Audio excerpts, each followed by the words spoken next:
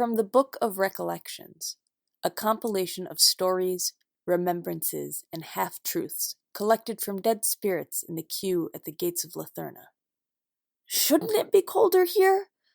I thought it was going to be colder. They always describe places like this as being colder, as having like a kind of wet chill that presses through your skin and seeps down into your bones, and then you gradually grow slow until you stop moving and the light of your eyes goes out and then you're done.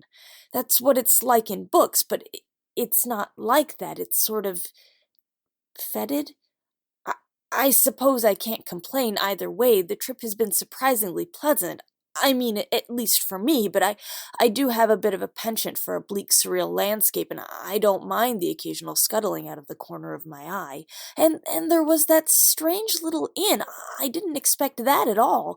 You don't expect an inn to pop up as you're making the slow, deathly march towards the unknowable next phase of existence. You don't expect it, but there it was. We stayed for 3 nights. I know it was 3 nights because I counted the bells. 14,000 bells. 3 nights. I counted them. We played cards with the most fascinating gentleman, tall and horned. That's where I won this brooch, and where Mrs. Taromere lost her... She lost... I'm sorry, I don't want to talk about this anymore.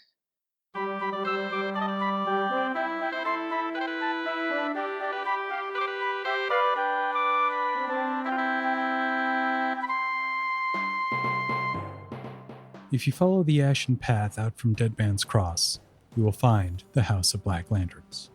There, if you're willing to wager that which you cannot imagine losing, you stand to win the very stuff of dreams. Of course, if the tables don't suit your interest, the house also offers some of the finest dining, entertainment, and lodging in all the Shadowfell, thanks to the efforts of its unparalleled, if eccentric, staff. Welcome to The Chimera, a role-playing adventure podcast. Our current game is the House of Black Lanterns, which takes place in the venerable campaign setting of Greyhawk, but kind of off to the side a bit, and which we play using Simple World by Avery Alder, a pared-down version of Apocalypse World built to allow players to easily create their own powered by the Apocalypse hacks. I'm Vin LeBate, and I'll be playing Lizzie, the bartender. Joining me this week are Jeffrey Bard as Pix the bellhop, Kacey Smith as Elodia, the entertainer, Braden Lamb as Zani, the concierge, and Kelly Wiseman-Asbruth Jackson, the game master. Now, let's get started.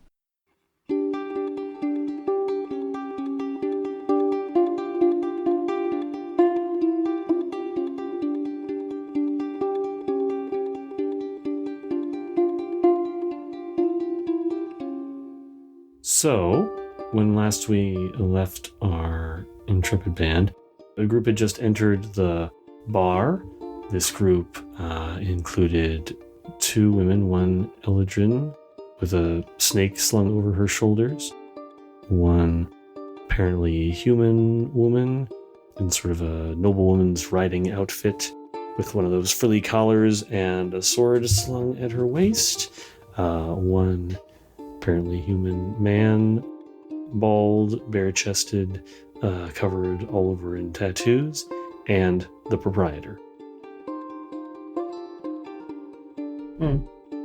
Do we recognize those other people at all? Or are they... I mean, I have a guess. They're the carnival people, right? They certainly have the carnival look about them, don't they? And I think at least Pix, and probably Zani as well. Would recognize the woman with the sword because she is a semi-regular visitor to the house, Mistress Isolde, owner of the Misty Carnival.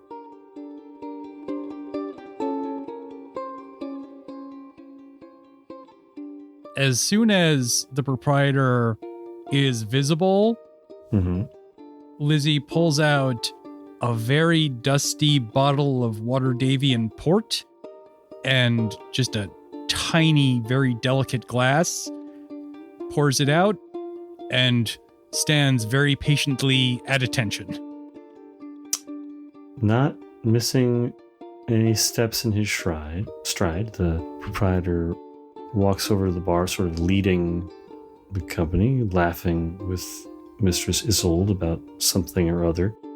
Kind of swoops in on that glass, scoops it up, stands with his back leaning against the bar, continuing to converse with his friend, sips his port, no other statement or acknowledgement or direct address. Which one is he talking with? With Mistress Isolde, so the one with the sword. Lizzie will also briefly make eye contact with each of the guests, solely to communicate, is there anything I can get for you, without speaking? Mistress Isolde is not sort of looking in her direction. Like, she's just not... It would take a certain amount of cooperation to make eye contact with each one of them, and she's not really engaging in that. Yeah.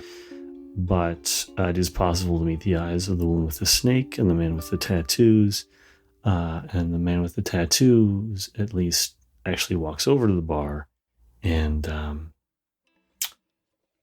says in a sort of a deep, gruff voice, 1 flute of summer wine, 1 tankard of whatever sour ale you have, and a whiskey fizz. Excellent. Lizzie just immediately busies herself preparing those. Mm-hmm. So that's unfolding.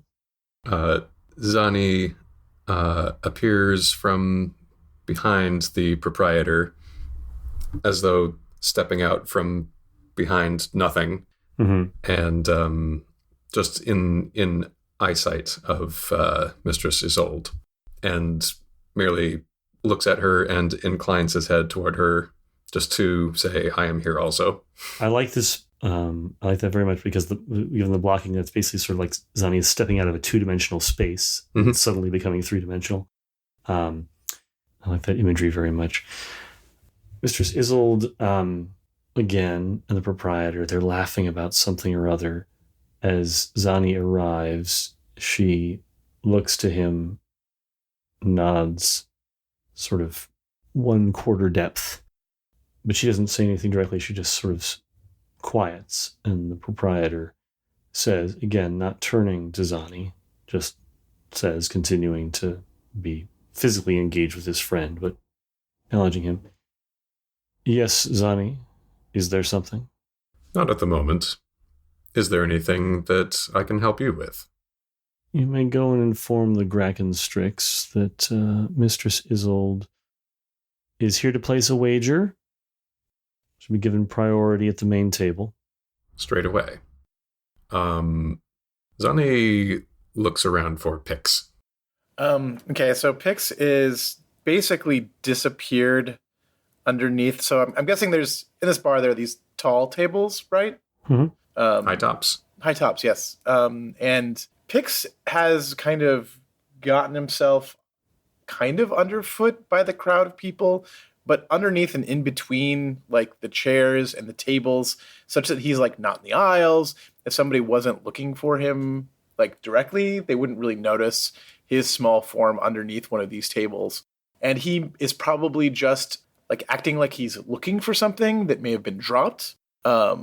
But otherwise, like he's got one beady, ashy eye on the conversation, trying to overhear what is being discussed in terms of the wager, but also trying to be as inconspicuous as possible doing that. I'm probably able to, after a moment, find you or spot certainly. you. Okay. Yeah. So Zani makes his way over and says, Pix, you frustrating fistful of effluvium. What are you doing hiding under there? Hiding? I'm not hiding. I dropped something. I'm looking for it. A likely story. Make yourself useful. Tell the Grakenstrix Mistress Isolde is going to place a wager. A wager? A wager. Whatever will she be wagering? The Grakenstrix will need to know. Obviously, Mistress Isolde is a person of means. I would assume all bets are on. Well, you know how the Grackenstrix is. Oh, I do. The game won't play itself very well if he doesn't know what the wager is. You know what to do, Zani. Let me know when you've done it. You want me to inform the Grackenstrix? No, I want you to ask Mrs. Old what she will be wagering. All right. He makes his way back over to the conversation. Let's see what else is going on over there. Lizzie is just side-eyeing both of them and not speaking.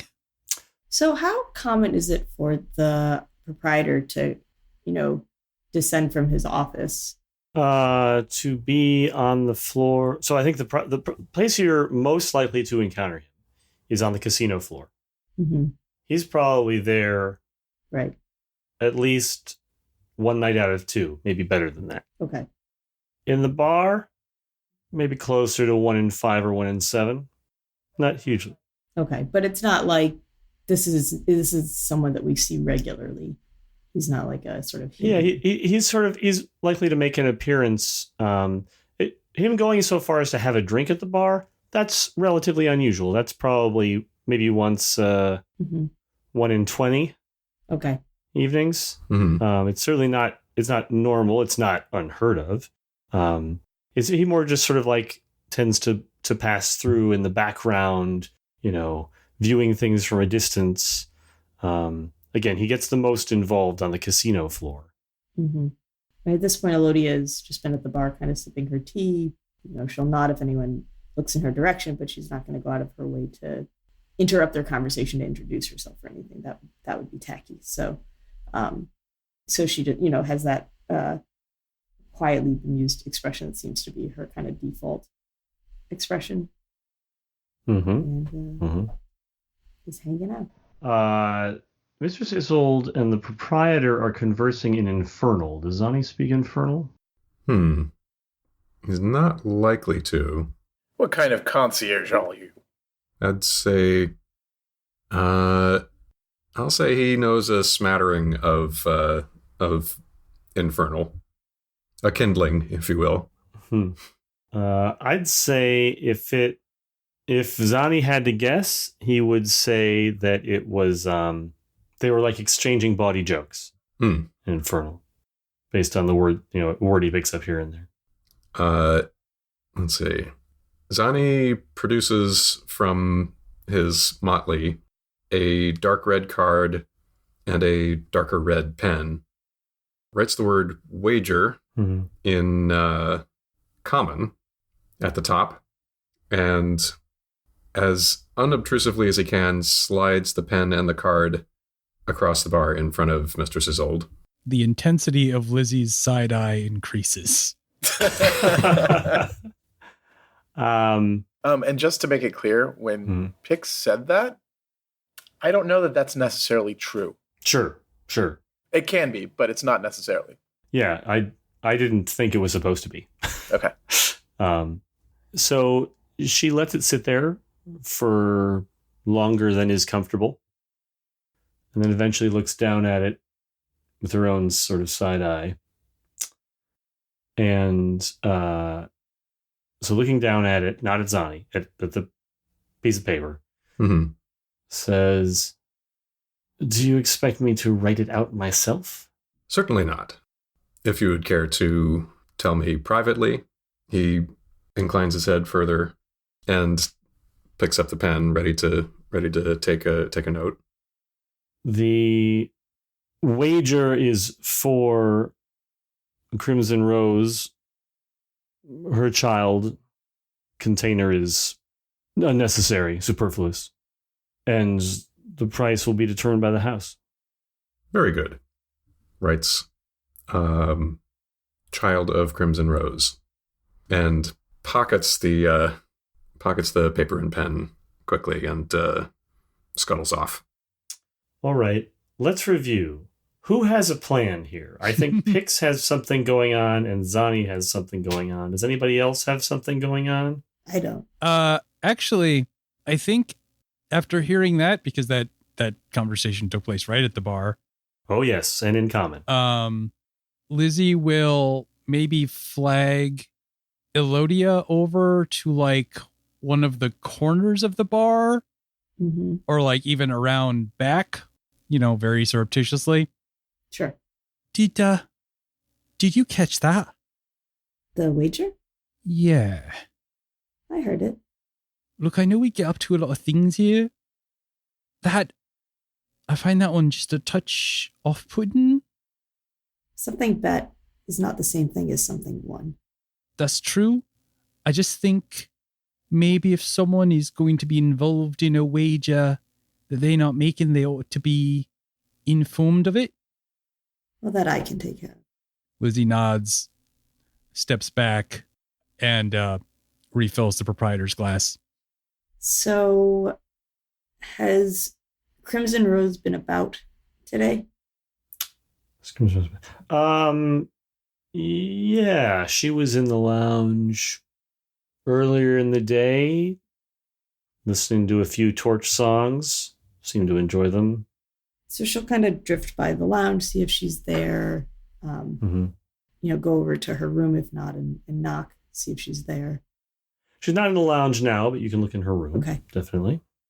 She's following up on that. Now, Pix, you are planning on getting two lungfish, if I remember correctly, off of this druid. Oh yeah, I forgot about that actually. So there was a lungfish plan, which I don't remember what the plan was. The druid is going to be summoned called upon to summon the lungfish directly into the kitchen, if not the oven. Oh, right. Okay. So that we can make sure that actually gets made. But then this whole secondary Crimson Rose plan, right? Now that I know that her child is going to be bet on something, my inclination is that because a proprietor is involved with this directly, that this is a big deal bet. And I am trying to work through in my head how I could become the person who is actually doing the betting in this case, right? So trick Crimson Rose into my possession and out of Isolde's possession, and then make the bet on her behalf. Or that through some technicality, I could place the bet, and it would be my bet rather than Isolde's. But I haven't figured that out yet. Okay, so the wheels are turning on Pix's side. Yeah. And Zani, do I remember correctly, you were also involved with the druid plan? Yeah, I contacted the druid. Yeah, this was Zani's plan, and then Pix kind of piggybacked it. Poached it? Yeah. Pixie backed it? Yeah. Poached it like a salmon. Yes. I have no idea how to prepare a lungfish, so I don't know if poaching is appropriate or not. I don't think you poach it. I think that would be bad. Okay, so Zani makes his way back over to Pix if he's still around, grabs him by an ear and says, "All right, we're going to go to the Krakenstrix now. Once if he's gonna, as long as he goes along with us." Of course, yeah. Okay. Yeah. But once they're out of the room and out of earshot, Zani says, "Now, how are we going to do this? We want the proprietor to be happy. We want our honored guest to be happy. That's approximately the limits of my care in this matter." Well, I thought, or I was always under the impression that our foremost responsibility is making sure that the house was happy. Now, whether the proprietor is happy or not probably influences the house. But if the proprietor was someone else with different needs and different wants, we could fulfill that too, right? Another plan to take over ownership of this establishment, Pix? Why would you say that? You callow constellation of crumbs. You know you want it just as much as I do. Otherwise you wouldn't be here. Oh, I did. Or a prize as lofty at one time. But as you and I both know, the house has its own tricks. Well, first we need to see what this Crimson Rose is worth. And then we can figure out where to go next. I would also question how Mistress Isolde claims ownership of Crimson Rose's child in order to place the bet. That's certainly what I'm wondering, too. My guess. Oh, I think I may have caused some confusion here. I just want to clear something up. Oh. The wager is for Crimson Rose's child, as in Mistress Isolde wants to leave with Crimson Rose's child. She wants to win it. Oh. Right. She wants to win. She wants to win the right, child. Because that's the idea. You come to the House of Black Lanterns to gamble for something you can't get any other way. Okay. Right. So she's prepared for the house to just set whatever the counter wager is if she loses. I misunderstood that then. That's fine. I guess that's not as important to Pix then. But maybe it's important to Elodia. So Elodia arrives at Crimson Rose's room and knocks. Mm-hmm. Along the way, she's collected a tray with a couple, a pot of tea and a couple glasses and some scones and things. Crimson Rose answers the door in one of those fluffy hotel robes with her hair up in a towel, clearly having just finished a long bath. Oh, hello. Hello, my dear. I thought you might want a bit of refreshment. And if you have a moment, I'd love to speak with you.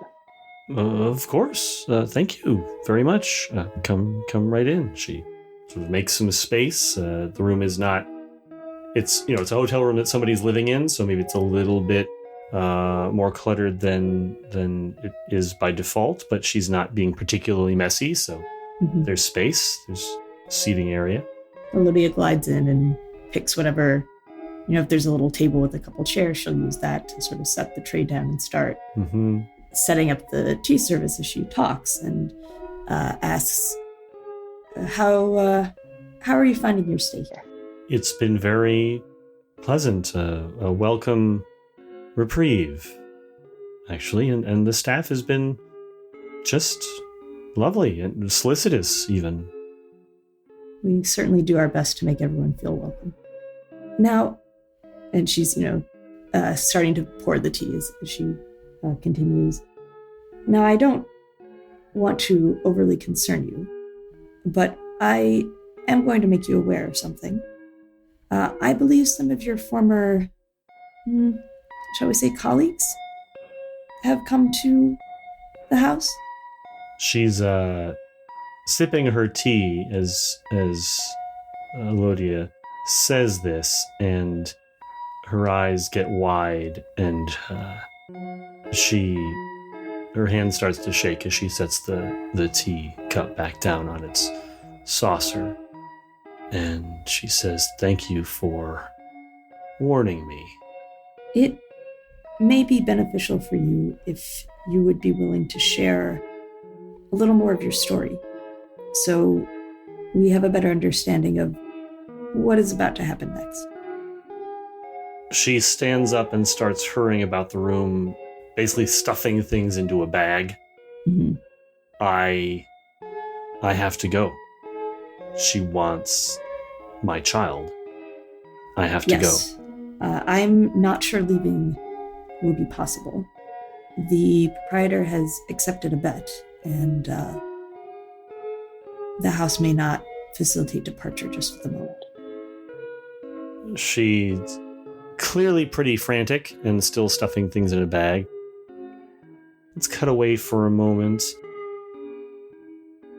Back downstairs to the bar, where, having collected their drinks, the party is now moving into the casino. So the proprietor and Mistress Isolde and her two companions are moving into the casino. And as they're leaving the bar area, Cadwyn comes out of the kitchen and says, Lizzie! What?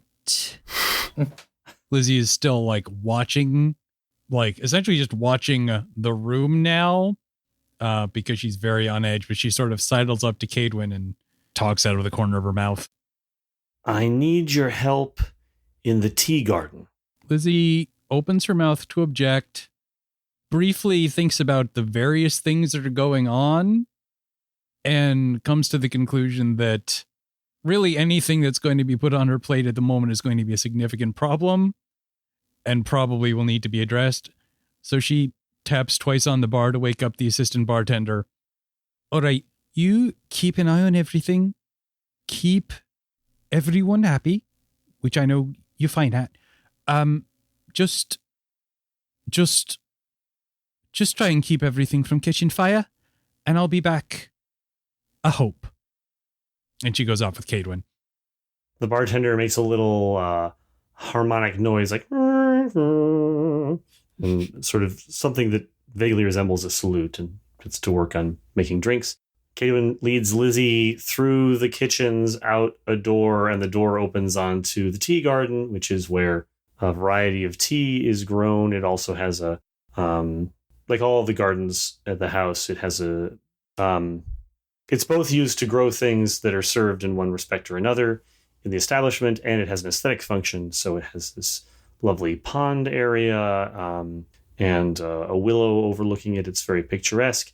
And standing next to the pond is the no longer particularly scruffy looking image of Dax of the Elderwood. So he's cleaned himself up quite a bit. He's trimmed his hair and his beard back to just a mustache and what's the word for that little tuft of hair below the lip? Soul patch. Yeah, there's an even more Soup catcher. It's like a Van Patten or something like that. It's like it's got a name. Van Dyke. That's it. It's a Van Dyke. Yes. Van Dyke is that plus the chin cover. Yes. Okay. So he's trimmed it back to a Van Dyke. He is wearing a suit.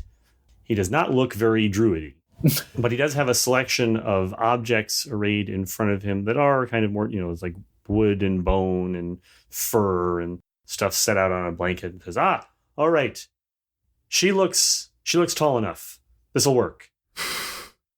Meanwhile, Zani, you have the ability to know when people in the house need something, especially if that need is very acute.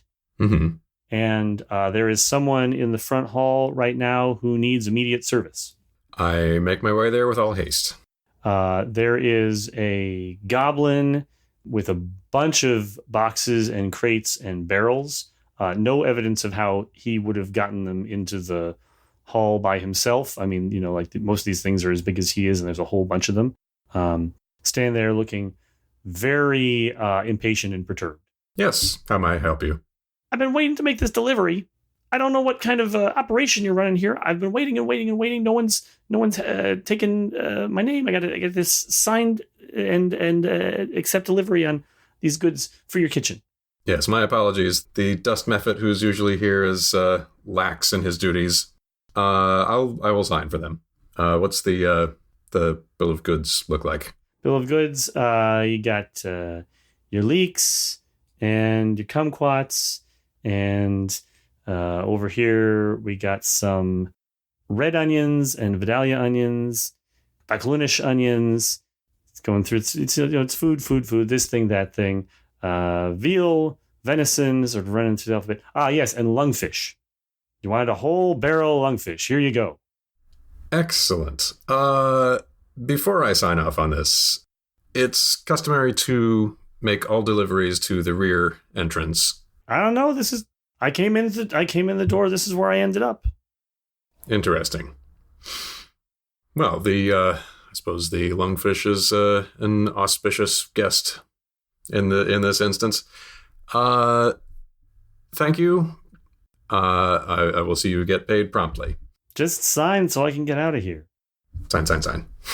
Meanwhile, so when Zani parts ways with Pix, where does Pix go? Pix goes and lets I forgot what his name is already. The Grakenstrix. Graxus? She. Yes. The Grakenstrix.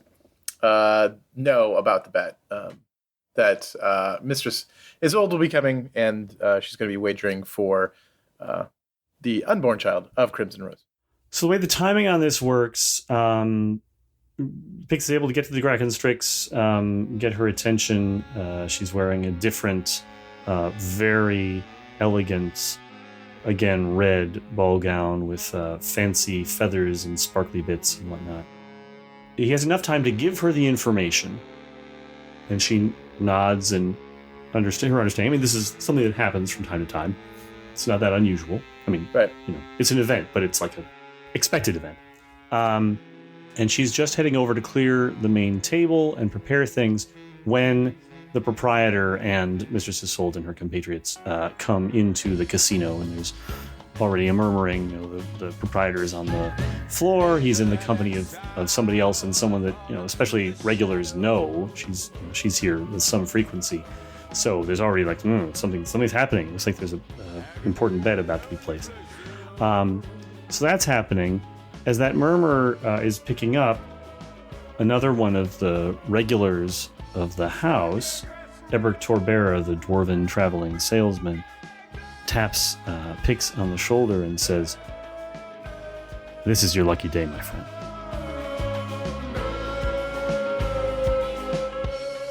I'm a big fan of luck.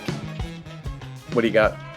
Well, I know how much you've been looking for one of these, and I have 2 of them. And he pulls open his coat, and there are 2 lungfish hanging on the inside of his coat. My lucky day, indeed. They're just hanging on his coat? Yeah. That's too much lungfish. There can never be such thing as too much lungfish.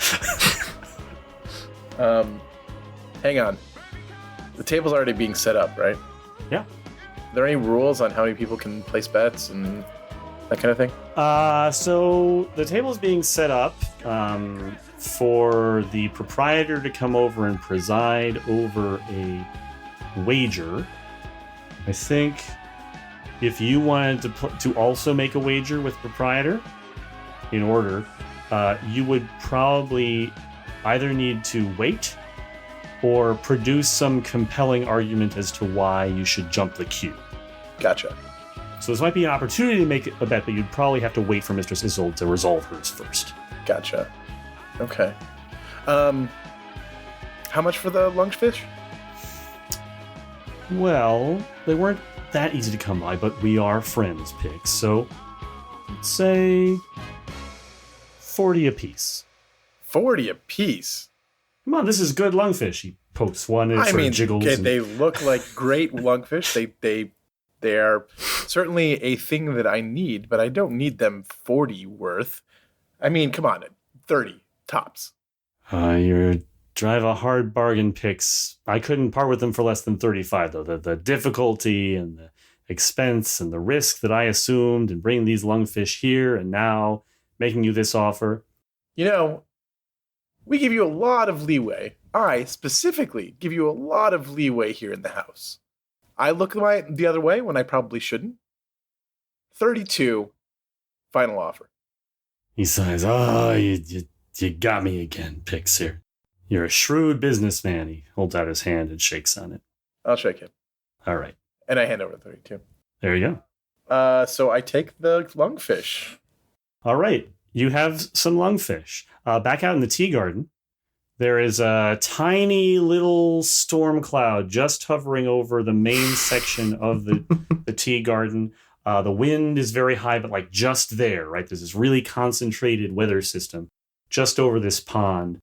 Lightning is crackling inside of the storm cloud. Dax of the Elderwood, the now very dapper and refined looking Dax of the Elderwood, has his arms raised over his head, shouting something skyward in indiscernible language. He has Cadwyn. She has a set of chimes that are made out of bones, and she's striking them at apparently random intervals. And at the same time that Lizzie is holding a pole that looks like it's carved out of wood from a tree that was struck by lightning. It's sort of charred in that way. It's very long and tall, though it's not straight up. It sort of comes to a curved point. She's holding it and trying to get it as close to that concentrated storm cloud as possible. I'm sorry. I think I'm going to need you to explain this again, because I don't have even the slightest clue what... I'm sorry, I think I'm going to need you to explain this again. Dax continues to shout in the indiscernible language for a few more phrases, and then says, "We have to channel the essential elements now. Stick it in there now." Lizzie glances to Cadwin. I'm sorry, who is this again?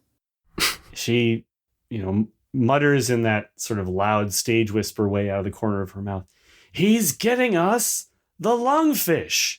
There is a long... There's the kind of long sigh that can only come from someone with very large lungs. And Lizzie raises the lightning struck rod up to the tiny storm. She does so, and lightning passes down the rod. It doesn't strike Lizzie. It doesn't hurt, although her nose smells of ozone from it passing through it, and her fingers tingle just a little bit, but it doesn't. There's no hurt, no injury, and it comes out the other end of the rod and plunges into the pond, which bubbles and froths, and looks like there's a bunch of dry ice at the bottom of it. After a moment, the wind stops, the clouds dissipate, and the water clears, and upswim 2 very healthy-looking lungfish. All right. I still don't know who this is. The well-dressed gentleman bows deeply and somewhat effusively with a wave of his hand and says, "Dax of the Elderwood, Druid extraordinaire, at your service." Pleasure to meet you. How long have you been staying with us? He thinks for a moment. "A few hours." Well, thank you for your kind efforts in helping us procure a couple of lungfish for our other guests. I'm Lizzie, by the way. I tend the bar. So if there's anything you need along those lines, be happy to help you. "Much obliged, madam. And thank you so much for your assistance, as a person of stature was necessary in order to wield the lightning-struck rod." I'm quite used to that around here. Everyone's got high shelves somewhere. Or lightning rods. Or lightning rods. Back to Crimson Rose's room, where she is seems to have not gotten everything, but gotten enough things that she's giving up on the rest and heading for the door. I mean, Elodia's not going to stop her. She figures if the house wants to keep her, it will. And if it doesn't, then she'll deal with the consequences after. But she follows. The whole time, Crimson Rose is saying, I'm very sorry about this. You seem very nice. Everyone I've met here seems very nice, but I can't stay. I have to go. And as she walks out the door, she walks onto the floor of the casino.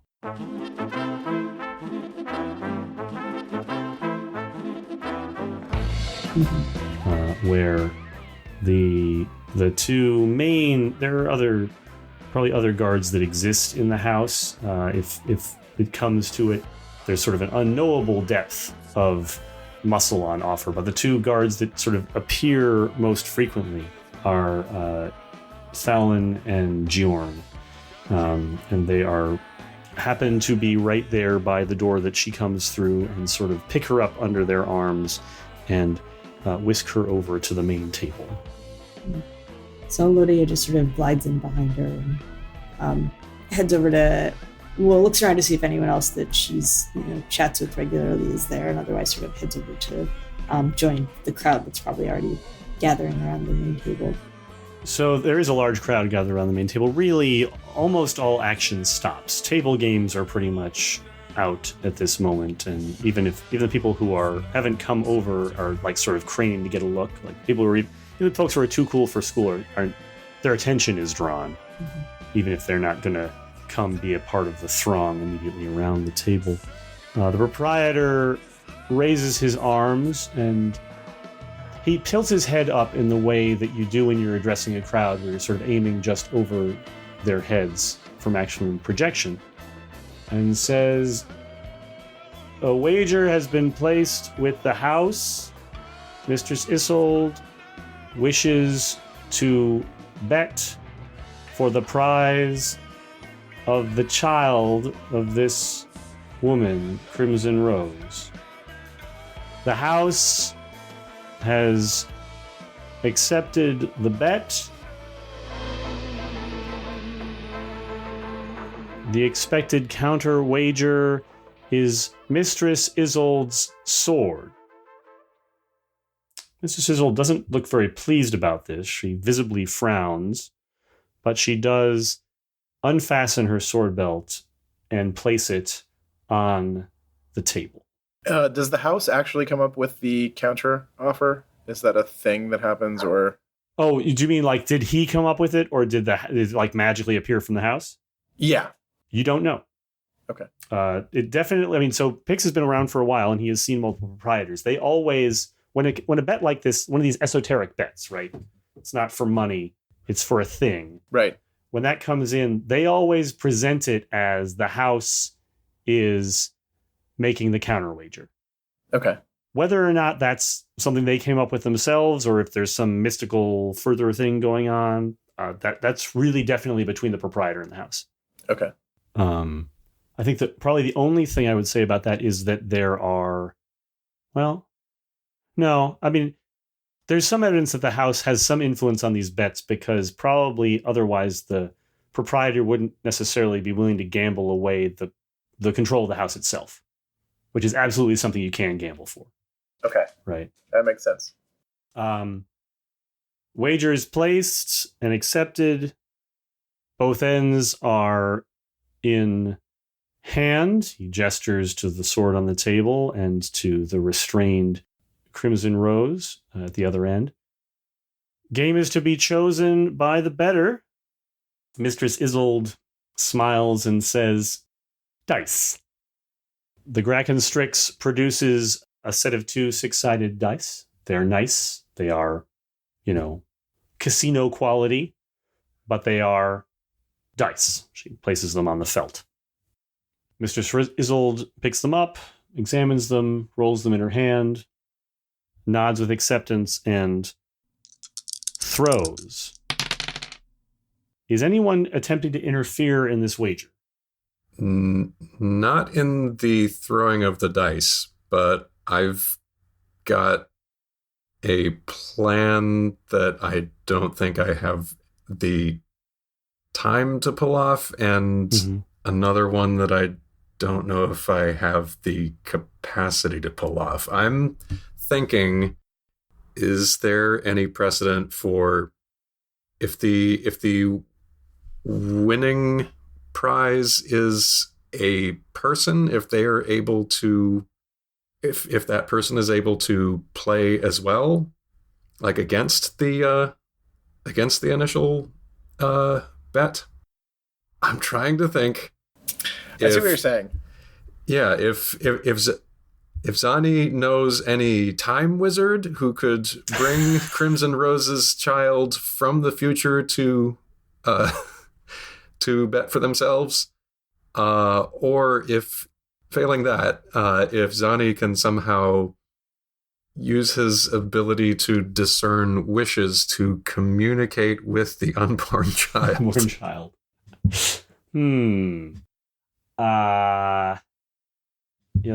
I would say the time wizard thing is sort of a long plan. On the other hand, it's time wizard, so you can always cheat. You can always have more time. Have done it already. Right.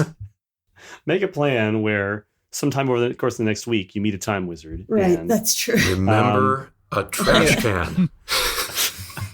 Remember the lungfish. Oh, who's going to forget the lungfish? I mean, Crimson Rose is a guest of the house, right? Yeah. Yes. And the house is like a safe space, isn't it? It's a place where you go when the law is on you, right? Like, it is a place to hide out and regroup. And it seems weird to me that the house is allowing this, which makes me feel like there is an opening for us to exploit that rule. Yeah. What I find a little confusing is how the house has the right to offer this side of the bet, right? Like, if the house can just take something from a guest and give it to another guest without that guest being a part of the wager, being a willing bettor, right? Like being able to like, so that sets a very dangerous precedent. Like if we could, I keep thinking like if Crimson Rose could bet like Isolde's something, right? Like, and maybe, I don't know, like then we get into this weird like human caterpillar of bets. I think what I would argue is that we have to let Crimson Rose be some sort of participant in this. She can't just be what loses something. If she wouldn't gain anything and she's had no say in placing up for bet something that is very obviously hers. Right. So I would say this is definitely an unusual bet. And it strains some of the expectations of the house, because there is this idea that it is a place where you can go and risk anything, but she's not really risking the thing, right? This is of her own volition. Mm-hmm. However, it's not an explicitly safe space in that like people come here and bad things happen to them all the time. Right. It's not John Wick's secret place. Yeah. It's not that Crimson Rose is being put in danger. It's that this seems to be breaking the kind of inherent understanding of how bets work within the house. So I would say it's a corner case. And I'm not trying to dissuade the idea that your characters might not approve. That's totally valid. Mm-hmm. Or even feel like the proprietor is overstepping here in terms of what sort of bet he's accepted. But if you think about the principle that you're supposed to be able to come and gamble for anything at the House of Black Lanterns, there is this situation where the thing that somebody wanted happened to be on premises. And it was, I think what the explanation would be, the proprietor accepted the wager and the house produced the potential for its satisfaction, right? Mm-hmm. But it absolutely doesn't look good. I mean, I think you're right. And I think that's like, I'm not, this is not intended to look good. I mean, there's probably some murmur in the crowd, like, can he do that?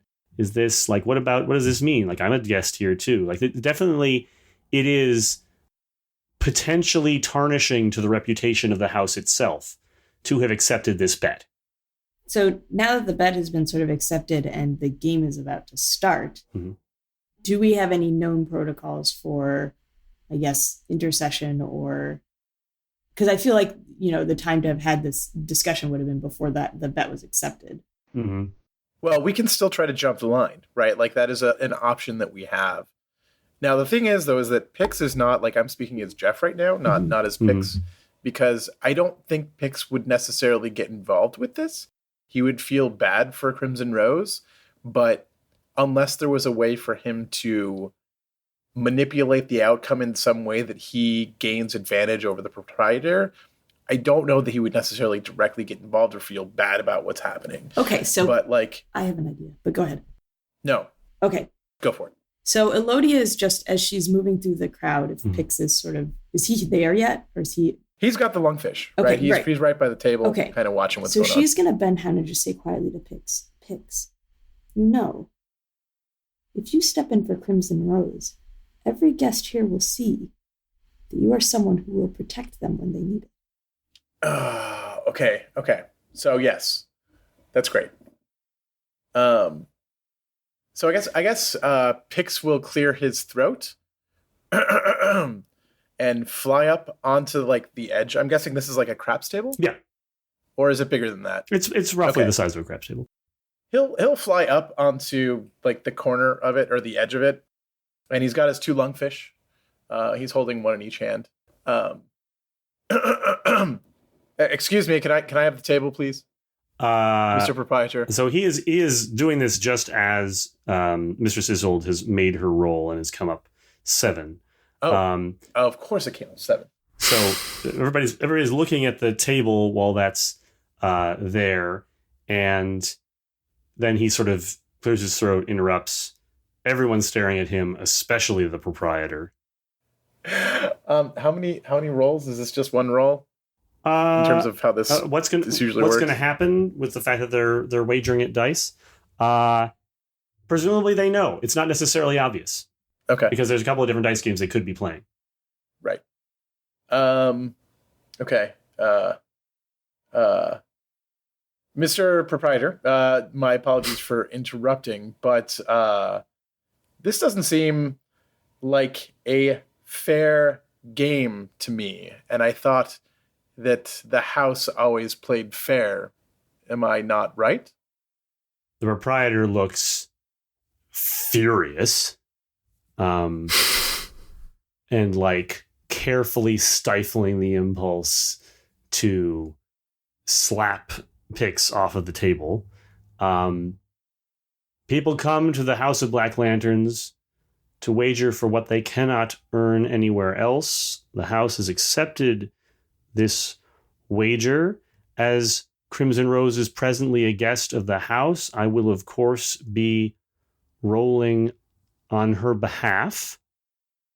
We wish her the best of luck, that she come away with satisfaction and the prize already placed on the table. But it is within the proprietor's purview to undertake this wager. Just want to be clear, right? The proprietor, not the house. The proprietor accepted this wager. On the house's behalf. It seems to me that there should be more people involved in this game and not just the two of you. Am I right, Crimson Rose?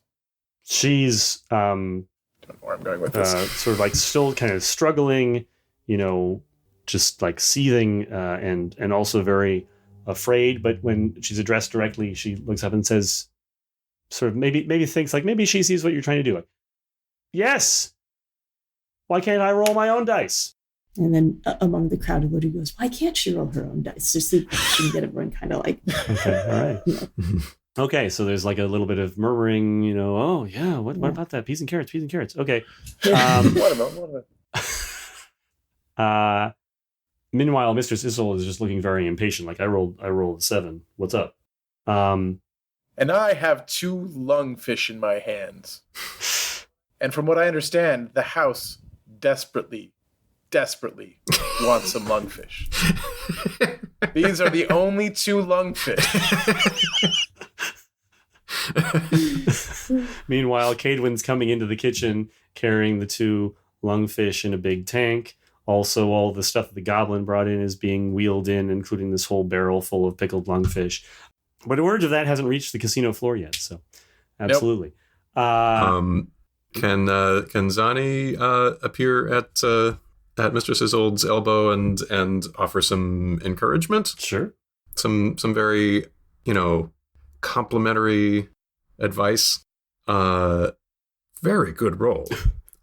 I find it very interesting that in your wisdom you seek only one person. That's all you wanted from your time here at this house. Very humble and practical. To want someone else's unborn child. Yeah. I mean, this house can offer anything. This house can and has offered infinite wishes. Side note, infinite wishes was what Zani played for back in the day. And it was granted to him in the form of he knows everyone's wishes. He got Jafar. Mm-hmm. Shall I roll my Stygian obsequiousness? And what is that to do? A near supernatural ability to placate, pacify, ingratiate, and schmooze. When interacting with guests in a professional capacity, roll weird instead of charm. Sure. So that's a +2. Go ahead. Okay. Oh no! Play it as it lies. Okay, so it's a 1 and a 5, and then it adds... How does the calculation work on this again? 2. +2. Okay. So it would be 8. Okay, mixed success. I think Zani has successfully further endeared the house to Mistress Isolde, but not himself. Okay. He melds back into the crowd. The only person who's not on the screen at the moment is Lizzie. I just want to check in with you, Vin. Do you want to try to be on the casino floor for some reason, or do you want to just be back at the bar? Actually, I think once Lizzie sort of drops Cadwin at the kitchens, she might head over and talk to the stable master. Okay. So she while this is unfolding, she's over talking to the stable master. And what does she have to say to the stable master? Maritha. She sort of starts out with small talk like, "Oh, I'm glad you could help me before with the creature. How's that doing? Have you spoken to your brother recently?" Well, we never talk. That's understandable. We don't talk much either. He's got rather a peculiar wager on at the moment. I don't know if that sort of thing is of interest to you in terms of his, I don't like to mix myself up in people's business too much, but it struck me as quite peculiar, and I thought that as family you might want to know about it. All right. Well, we've got a guest, who came to us for a sort of a place to lie low. And she's with child, and apparently that's what's up for wager, but she's not part of the wager. He did what? It's like one of those record scratch, clearly a strong reaction, and we'll cut away from that. Back to the table. So the crowd is becoming more boisterous and negative and generally displeased, and it's clear that the proprietor is losing the room. So he raises his hands again and does that thing where he's addressing the whole crowd and says, in light of the very unusual circumstances of this bet, the house will make a modification. The wager has been accepted. It will not be withdrawn. However, Miss Rose may roll her own dice, and a third player is accepted given the needs of the house for a buy-in of 2 lungfish. Pix, take your place at the table. You'll roll third. Pix saddles up. He's been here before. He puts the lungfish on the table. Kind of like carefully, right? So now there are 2 new players. So it doesn't, presumably the proprietor and Mr. Sizzle knew what the terms of the game were before, but you do have to be informed of exactly, what's a good and what's a negative outcome. So the roll is single elimination high. Single elimination high. Okay. So she rolled a 7 first. The proprietor did not roll for Crimson Rose, so Crimson Rose still gets to play, and I get to play. That's right. And so the person with the lowest roll at the end of the first wheel will be out, and their contribution to the pot will be forfeit, and then it'll be just a roll-off between the 2 remaining players. I see. Crimson Crimson Rose picks up the dice hesitantly, shakily, blows on them, gestures Elodia over and asks her to blow on the dice. She does so. And rolls, comes up a 3 and a 6. So it's to you, Pix. Okay. All right. Pix picks up the dice, looks around, tries to get a gauge on what Isolde is feeling right now. She is stoic. Okay. And takes a look at the proprietor. He is seething. Mr. Proprietor, I believe you've made the correct choice today. The house seems pretty pleased, and as he's looking and talking at the proprietor, he throws the dice. Okay. That would be a 3. Oh. Damn it. The proprietor collects the dice, slides the lungfish into the middle of the table. I'm sure the Grackenstrix looks pleased. Damn it. And passes them to Mistress Isolde. Better luck in the next century, Pix. right as she throws her dice, Mhm. the next time she throws her dice, I'm going to cough right when she does it. She throws her dice, and they come up with single pips on each die. And those pips are carved in the outline of a chimera. It's like a little silhouette with like a lion and a dragon's head and a goat's head. Because as everyone knows, when you come up 1 and 1 on a roll of 2 six-sided dice, it's called rolling the chimera's eyes. Of course it is. Everyone just accepts that. That's just the way things are. The way dice are. And the way things have always been. Have always been. Wouldn't that be 6? No, I'll go along with it. Yes. So she looks visibly disappointed. The crowd oos. The proprietor doesn't necessarily seem to react to the outcome. He's just still staring daggers at Pix, although he's somewhat more mollified now that he's out of the game. And the Crimson Rose picks up the dice. She blows on them again. She has Elodia blow on them again. Anybody doing anything before this roll? Zani just leans over and mumbles infinite wishes to Mistress Isolde. Crimson Rose throws and rolls a 4 and a 6, handily beating a 1 and a 1. And she rakes the pot. She gets Mistress Isolde's sword and both Lungfish. Sadly, the bottom has fallen out of the Lungfish market. Oh no, the Lungfish. What are we going to do? Nobody knows this yet, though. Pix kind of floats up on the edge of the table next to Crimson Rose and whispers, now that you've won, can I have those Lungfish back? She, Pix thinks they're still super valuable right now. Right. She says... So she's about to give an answer, and then Eberic Torbera comes over and whispers in her other ear. And she says, you can have them for 40 each.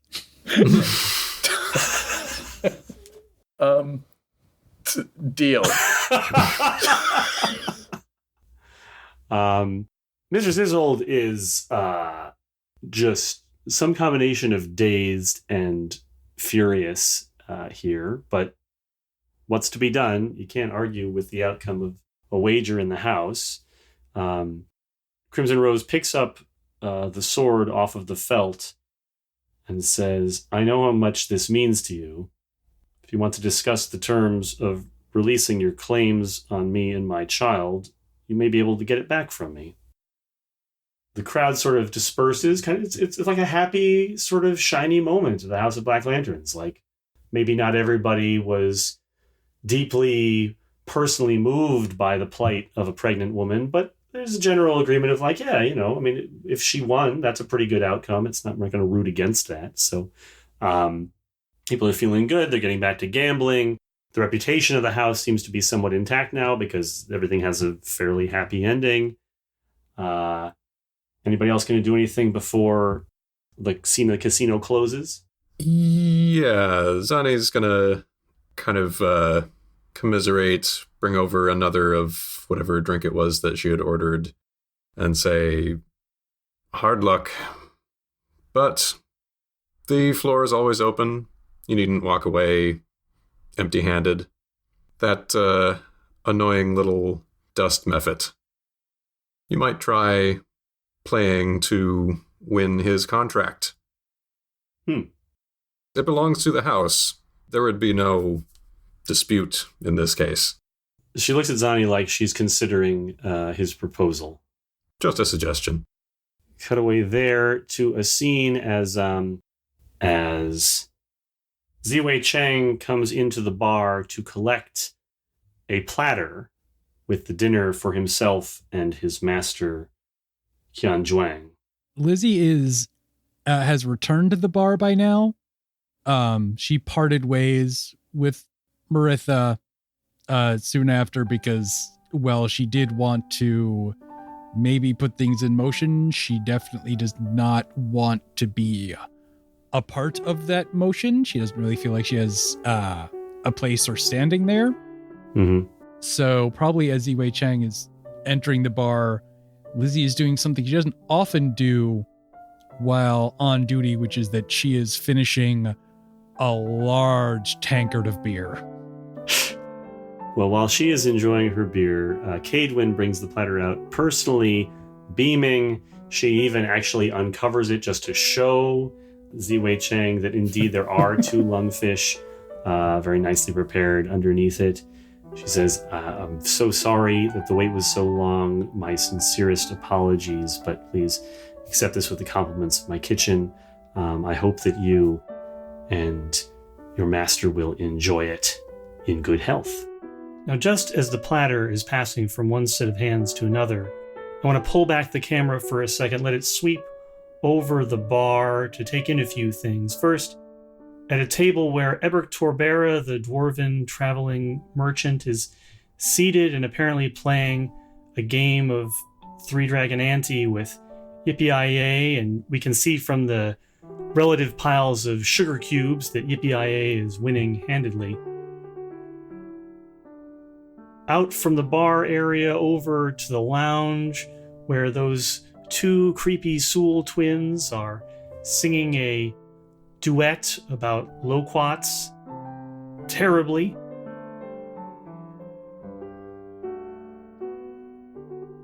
Through one of the doors, through the casino area, through another door, through yet another door, where the proprietor has retired to his office looking worse for wear, tired, frustrated, rubbing his temples a bit, and just as he's about to sit down, he realizes that there's someone already seated in his chair. His sister, Maritha, is waiting there with exactly the sort of dismayed, unhappy expression that you would expect an older sister to give to her younger brother. Out through the back door of the office, through another door, down a long hallway, through a large door out into a courtyard, and then over to the stables, where in one otherwise empty stall, that bag of glowing eggs that fell out of the sky along with that skeletal pterodactyl, one of them begins to hatch. Now, much further, impossibly further, so far away the camera has to pull that you lose track of all distance in the process, and then zeroing back in on some hole-in-the-wall bar in the city of Gloomrot. Cramped, ill-kept, generally not a very nice place, and seated at that bar is a rather despondent-looking grimdark Mountbatten V, drowning his sorrows in a tankard of ale, where another figure, lithe and venomous, pulls up a stool and sits down next to him, turning towards him with her one set of relatively human eyes and many sets of snake eyes. The Medusa Jacksandretta appears to be about to make him some sort of business proposition. And then we return once again to the bar at the House of Black Lanterns, where, at long last, these 2 lovely lungfish are finally arriving in their appointed hands. Ziwei Chang bows, receives the platter, leaves the bar, walks back to their rooms, comes in, places the platter down, opens it up, shows the contents to Qian Zhuang, and Qian Zhuang smiles and says, "Then it's finally time to leave."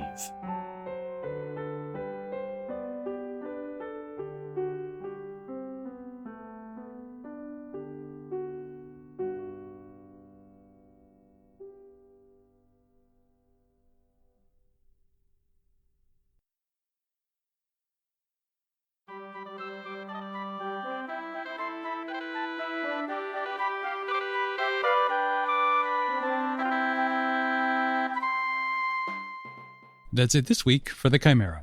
Our theme music is Hoof, Heart, and Hiss by Matt Weber. You can find a link to more of Matt's work and any other music used in this episode in the show notes. You can support the show by going to patreon.com/chimerapod, or by leaving us a rating on your favorite podcast app, or just by telling a friend.